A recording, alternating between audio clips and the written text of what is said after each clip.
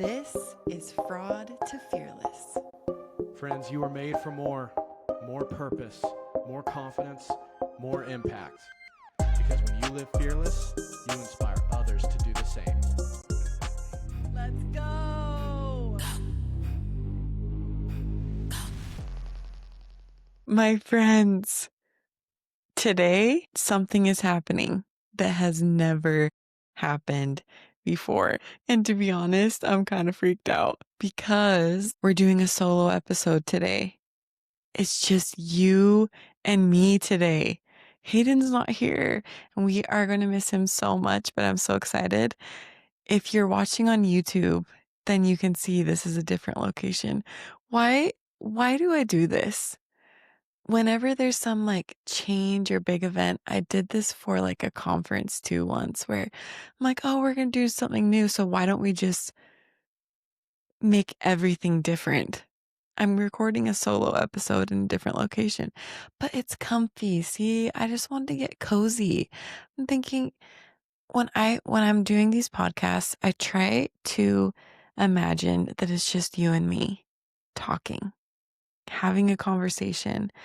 So pull up a chair, grab your favorite blanket like I have right here. We're going to have such a good conversation today, again, in this mini episode series, Fear Less. So if you've been listening to the past episodes, our in-person episode, we talked about a challenge that Hayden and I did together. And this was to write down a list of all of our fears. That challenge was incredible for me because in writing down this huge long list of fears, I realized, wow, number one, I actually have more fears than I thought. Number two, this is a great spot to start working because can you imagine if you think about the different things in your life that you're afraid of, how that holds you back, how that impacts you in whatever different areas, making one change in one area will literally change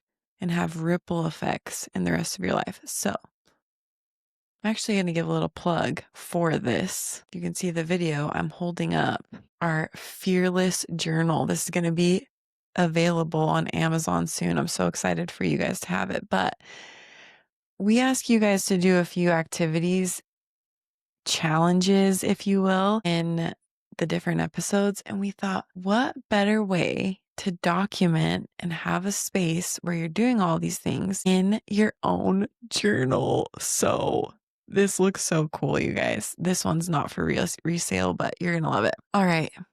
Today, I'm going to do a deep dive on one of the fears that was on those lists, the list that I created. And I've created this little mini flip the fear worksheet. Now, let me give you some background on this. I created this worksheet based off of helping myself essentially at the beginning. It's a mixture of different methods, including Byron Katie's method, the Lefko method, and some other coaching methodology. If you don't know, I have my separate business, Steward of My Life. I do lots of coaching, one-on-one, group coaching, leadership and development workshops for executives, teams, and entrepreneurs. So this that has helped me now something that I use on clients as well. So if you like it, maybe Hayden and I will create a little downloadable worksheet. Let us know. Comment on the episode on YouTube or DM us on Instagram if you want this as we go through. Okay, this is the flip the fear. So I thought, what better way to actually teach this than go through it myself? Now, I'm going to tell you, I'm going to do this live, real time. Like I picked out the fear that I haven't told anyone about. So you guys are hearing that I guess we're getting vulnerable here. This is BFF status right now, you and I. And I'm going to work through it live so you can actually understand what the process might look like for you when you decide to go through one of these fears. And we're going to go deep into this. I'm scared. I'm actually scared, but we're showing up. All right. Step one is picking the fear that you want to work on. So Go back, complete that exercise of writing out every single fear in your life, the little down to the most granular to some of these big topic items. Pick the fear, identify the fear. So the fear that I chose today, I battled, there was two that I was like, which one should I choose? The one that I'm choosing today is the fear of hosting an event. Now, you guys are going to be like, Brooke, what do you mean? Because I'm a speaker. This is what I do for my job is events, but I'm not talking about professional events. Those, we got it. I'm talking about friend, community, like neighborhood, girls' night, couple events. Okay. I am terrified of hosting events like this, but I've always wanted to do it. I've always wanted to be that person. You know, I imagined in my mind growing up having this home where all of my friends, all of my kids' friends could come over. I could host these things, invite all these families, and just have an amazing time. And I think we all know those people that have this gift. They just do it. And Hayden, I know you're listening to this. This is Hayden's gift. He's able to host and just do this. I have such a fear of doing this. So let's figure this out. Why do I have this fear? How can I turn it around and actually face it?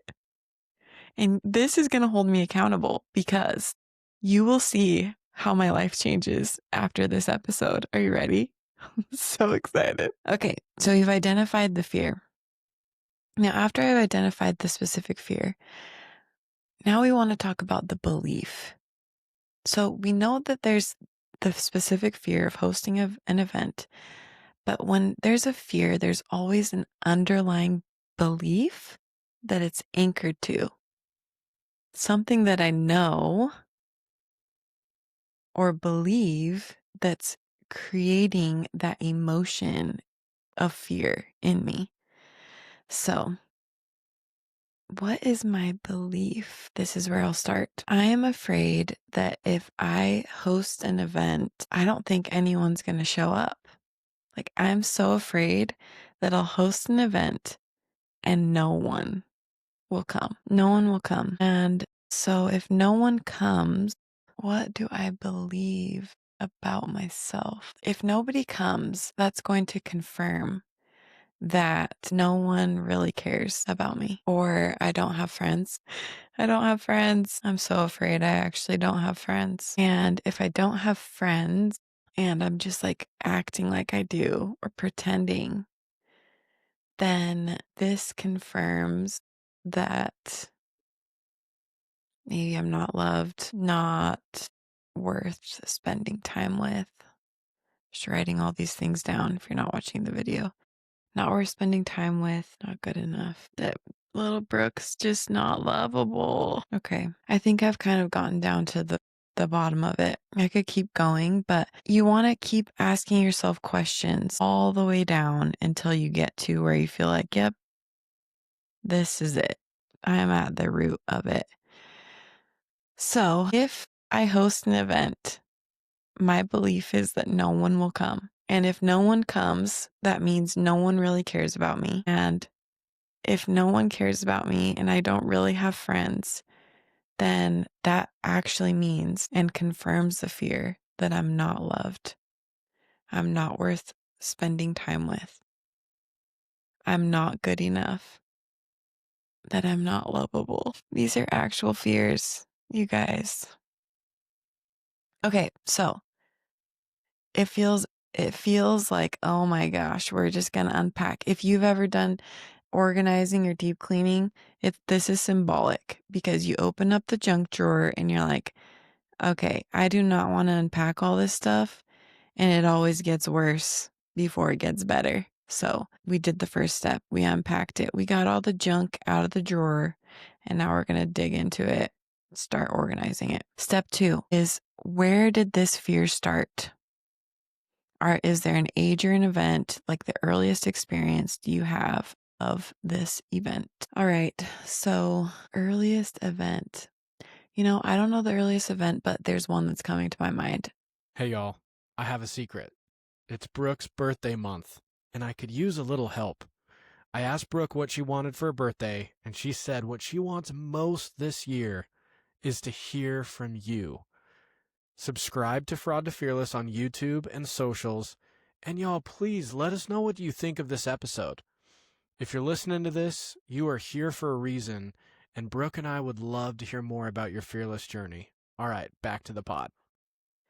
So, I served as a missionary for my church. And when I was getting ready to leave, my mom's friend was so kind. She was like, we should do a little like going away party for Brooke. And almost like a baby shower, bridal shower, but it was like a mission shower kind of a thing.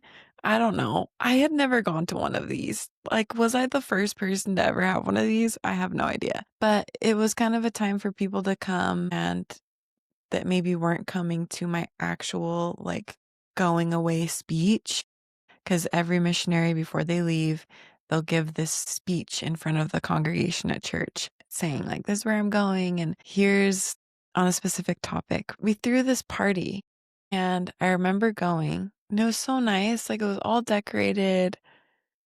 It was so good. You guys, I'm cringing even telling these stories. But in my memory was that like 5 people came. There was only like 5 people that came. And I don't know. Maybe there was a couple more, but the point is, like, nobody came to this party. I remember feeling I mean, we played it cool, right? We're really good at just chilling. Nobody has to know, at least for me. I can do that, or I try to do that, pull off like a I'm cool face. But I remember deep down feeling like, my goodness, nobody came. I'm so lame. Like, nobody cared. Nobody cared. So that hurt. Like, I felt a bunch of pain and embarrassment. Okay, so I had this huge fear.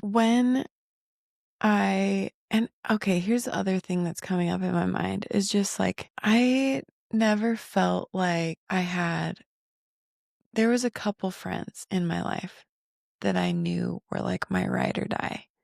They're like, these are true friends that are there for me. I know they're going to be there for me. They love me. And I did feel like I had a lot of friends in general, like people that I connected easily with or from all different aspects of my life. But I also was that person in high school that there wasn't like that one person that I was like, let's go to lunch together and sit and eat.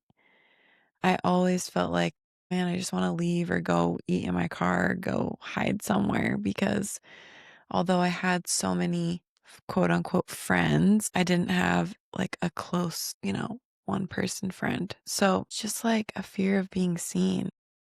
Okay, so these are some of the earliest events or experiences I have, like just not feeling like I'm that important or supported or have the people that will show up for me in my life. Like I haven't really built that community in the way that I want to. And why is that? Why don't I have that? And the stories that I'm telling myself on repeat are these beliefs that I have. No one's going to come. No one really cares about me. Nobody, whatever, whatever. So when I feel this fear of hosting an event, where does it come up in my body?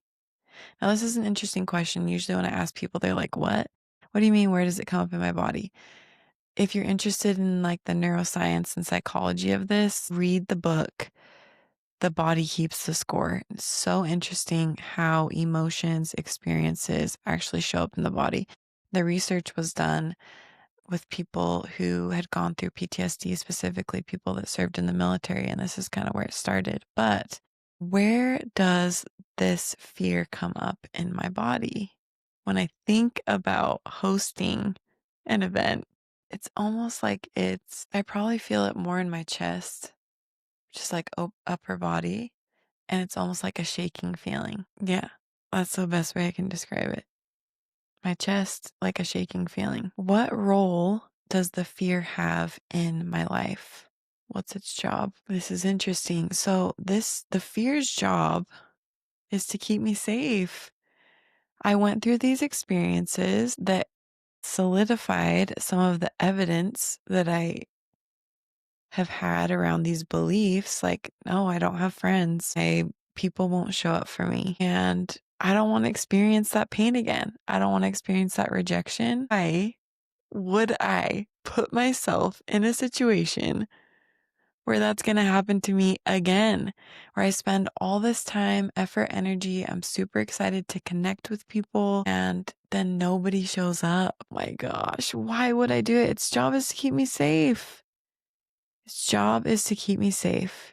And who doesn't want to be safe? I mean, I want to be safe. The next question is, what is the cost of this fear in my life? So if I let this fear continue on, because it's trying to keep me safe, what is the cost? Well, the cost is I never developed the skill of hosting. I miss out on the experiences that could be. And in my mind, I'm still kind of battling, but like at least I don't have to have another one of those experiences. But I mean, going back to my original dream, like I always just imagined gathering people and having these incredible experiences. I will be too afraid to do that or enjoy the experience. Isn't that what living is? Why do I think that I still hold on to this fear?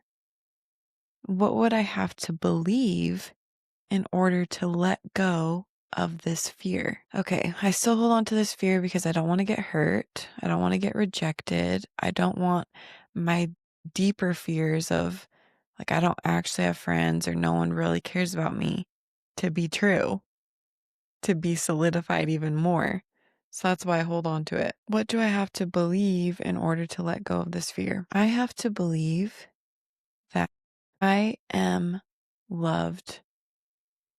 I am worth spending time with. I am lovable, even if no one comes, even if no one cares, even if the event isn't good enough. If I deeply know that I am loved, that my worth is not tied to those outcomes, that I'm worth spending time with, and I truly believe that, would I still be afraid? I honestly feel like that could eliminate it.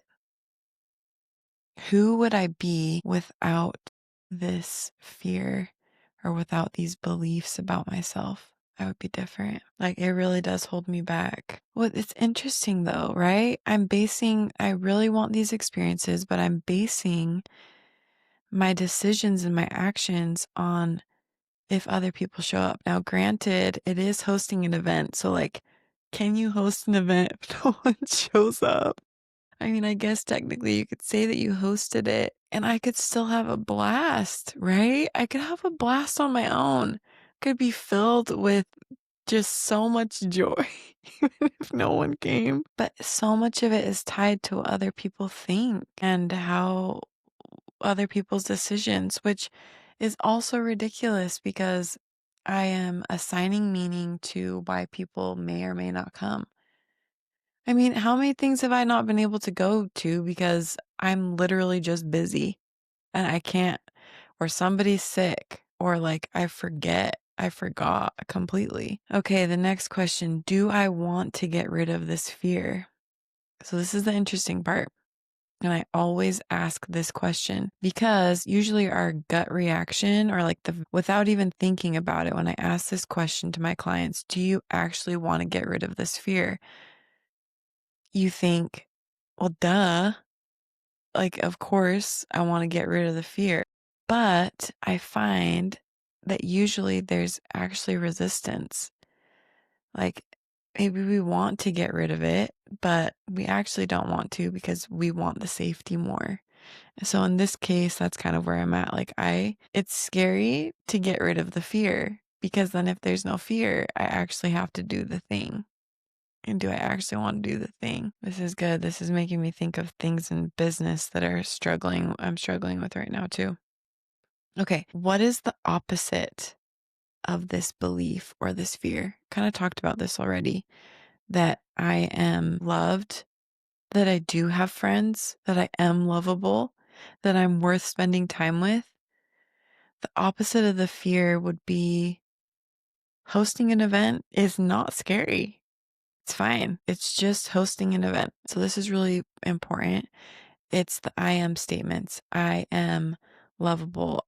I have friends. It's okay if no one comes. It doesn't impact my value, whatever it is. Write down the statements that are most powerful, that resonate the most. And one thing that I love is recording this, recording those statements, especially if it's a big fear. If it's one of these things that impacts your daily life, not only writing it down because this is actually doing something in your brain, but to listen to that over and over and over again is going to start the process of rewriting those neural pathways. And if you want an even deeper change, visualize yourself doing the thing, but in the state that you would be in without the fear. So this touches on, you guys have heard this if you've listened to some of the other episodes. I am a nerd with neuroscience. It's so fascinating to me that understanding how the brain can change and how we can change is incredible. Growing up playing sports, we heard about this all the time, right? Sports psychologists study this. Actually visualizing shooting a shot and scoring, or tackling an opponent in football or whatever it is. Your brain visualizing something, your brain can't tell the difference between something that's happened and a visualization of the future. So you're literally rewriting or writing new neural pathways by doing that. Visualize yourself. So what I need to do is visualize myself hosting this event. Hosting this event, what I look like, what I feel like, who's going to be there, all of the steps, including my I am statements. Okay, so this is level 1. Now, there's a few other steps that we go through with this Flip the Fear worksheet. Now, some things require a little bit more work. So we went through step 1 and 2. I have 5 steps. And because we're trying to keep this short, unless you want more details, I'll do a part 2. But you got to tell me you want more details, and then we'll do part 2. The next steps are for breaking down the illusion. If you are stuck in this place where you're like, this is a legitimate fear, these traumatic things have happened, those steps are great for your situation, Brooke, but we need like deeper help on some of these deep rooted fears that impact us so much. Then these next steps will probably be for you. So we have breaking the illusion by figuring out if it's actually true, deconstructing the fear. This kind of taps into the Lefko method, if you've heard of that, and then turning it around. So turning it around. To go with this theme at the beginning, I told you this is called Flip the Fear. Turning around the statement of, I am so afraid to host an event, and this is why. What is the opposite of that? What is the absolute opposite? Even if I don't believe it yet or feel it yet, what is the statement that would be the opposite of that? So my original belief is I am terrified to host an event for all of these reasons. My turnaround statement would be, I love hosting events. It comes easy to me. It doesn't matter who shows up. My value doesn't come from who shows up or doesn't. I am showing up for me. I am developing for me. And that's why I love hosting events, creating an environment where people feel loved, no matter how big or small the group, something like that. Okay. All right. So here's a small example of how you can go through deep dive on your fears. Now I'm going to have to process through this, but can you imagine going through each of these big fears in your life? I think it's important to touch on though, because once we've kind of identified, all right, here's the fear that I had. Now I understand where it comes from. I understand the beliefs behind it. I understand how that's probably not true and maybe how I can flip this and where I need to start. But now we need a framework for how do we actually execute on this thing? This might not be applicable for every single one of these fears, but usually to get through the fear, we have to do the thing that we're afraid of doing. So in my case, hosting this event. I've wanted to host an event forever. A year ago, maybe 2 years ago, I was like, okay, I am going to host an event. I want to do it. I hadn't looked through any of this stuff, right? I'm doing it with you live. So I haven't hosted the event, but I thought, okay, my birthday's in November and I think it would be so fun to do like a murder mystery party. I love mystery novels. And so I found this really cool website. They have different themes for like murder mystery parties, all of the characters, all of the stuff, right? I was like, this is great. I'm going to buy this package. I'm going to get all the stuff and I'm going to do an event. And then I chickened out. I still haven't done it. So now we need a framework for how we can actually execute on this goal after we've done some of this deeper work to identify the fear and flip it around. Now, if you know me, I am the queen of goals and I specialize in helping people reach and accomplish their goals. So let's give a little framework that can help you high level. You can do a deep dive later of the structure that you can do to set yourself up for success to actually acting on the fear and moving through it. And the framework I'm going to teach you today is called the DOC framework. D.O.C, like doctor. Okay, you're going to remember this because whenever we have a goal or we have an issue or a problem, something that we're struggling with, we can't accomplish something. Just like when we're sick or we have an issue or we need help and we go to the doctor is going to help fix the problem. So I have a problem. I can't / don't want to have a fear around hosting an event. Now, just like if a doctor came in, if we came in and we're feeling sick, we think we have a cold of some sort. If the doctor came in and said, okay, you have a broken arm and here's what you need to do, and we'll get in somebody to come put a cast, you think, I came in because I have a fever and I don't feel good. You didn't even talk to me. Like, I don't need a cast. I don't have a broken arm. We wouldn't believe it, right? So the important piece in all of this is actually understanding what's going on. Now, the D stands for diagnose. This is the first and most important step because this is going to tell us exactly what we need to do to execute on the problem at hand. Now, within diagnose, I have 6 quick tools that helps me easily understand where I need to start with my goals. Number 1 is vision. Number 2 is system. Number 3 is communication. Number 4 is tool or resource. Number 5 is skill set. Number 6 is training. Now I'm going to go super high level into this. We'll probably do another episode on deep dive on the DOC framework, but for the purposes of this fear goal setting, let me explain how you can think about this. So vision, number 1. Do I know what success looks like for me in executing on this fear? In my case, hosting an event. In my mind, success looks like hosting an event where I invite the people that I love. I don't feel anxiety. I don't feel stress. I enjoy it myself. Yeah, I think just that I enjoy it. I don't even want to tie it to the number of people that come or don't come.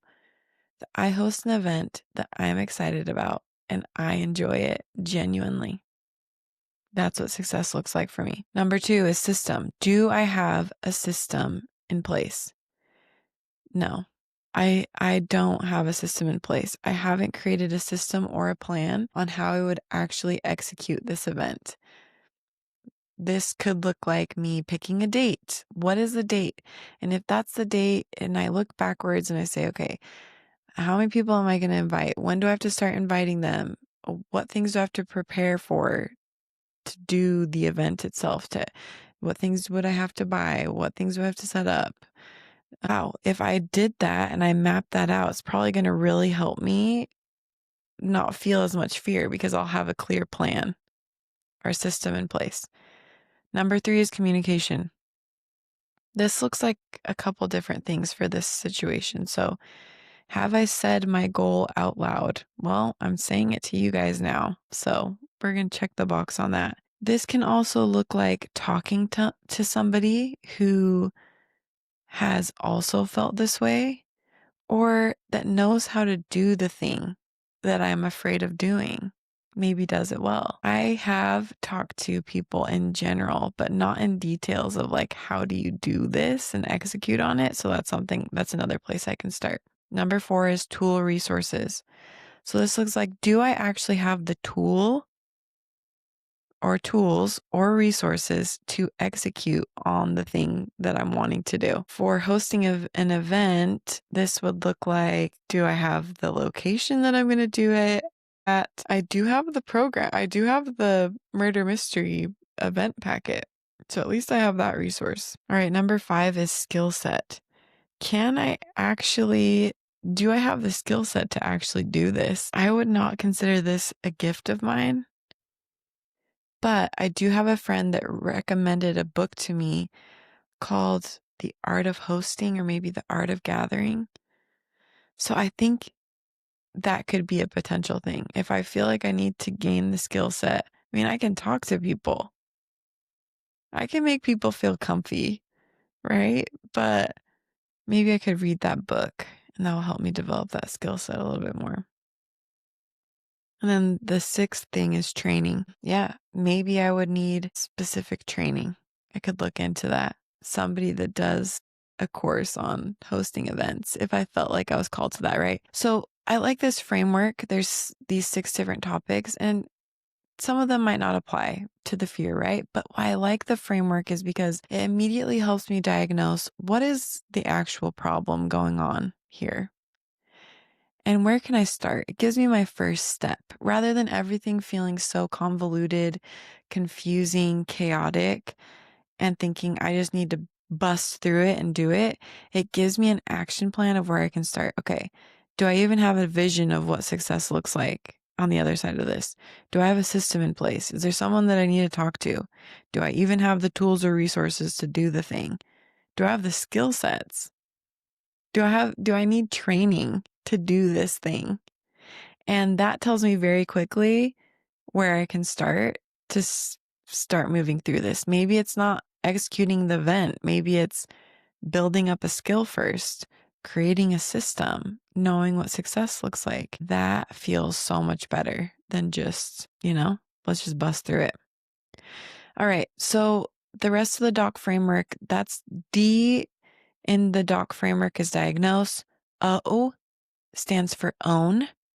And C stands for commit. Now, there's things that we could go into in each of those, but for today, that's where we'll start. So, in summary, you've identified your fears. You found one that you feel like, yeah, this is the one I'm ready to work on, or I want to work on, or is impacting my life the most. You go through these questions at the beginning, identifying what the fear is, what the belief is underneath it, and flipping that. And then creating a goal to work through that fear. To create the goal to work through that fear, you're going to follow the DOC framework. You're going to diagnose what's the actual issue here? Where can I start? What are my first steps? Is this a vision? Do I know a vision issue? Do I know what success looks like for me? Is this a system issue? Have I created a plan? Is this a communication issue, a tool, resource issue, a skill set, or training issue? And once I've diagnosed the issue of where I can start to accomplish this goal, what can I own? What's in my control and what's not in my control? Release those things that are not in my control. And what can I commit to? What can I commit to? And who do I need to help me commit to those things? That will get you to a place where you're setting a solid goal, an action plan to execute on your fear. So, you guys, I think I have an idea of how I'm going to do this. I need to set a date to start an event. Who would come? Who would come? There's still some fear there for me, but I'm excited. This has been really helpful for me to unpack it. I hope this is helpful for you guys. Thanks for letting me get vulnerable and personal with you. I just love you guys.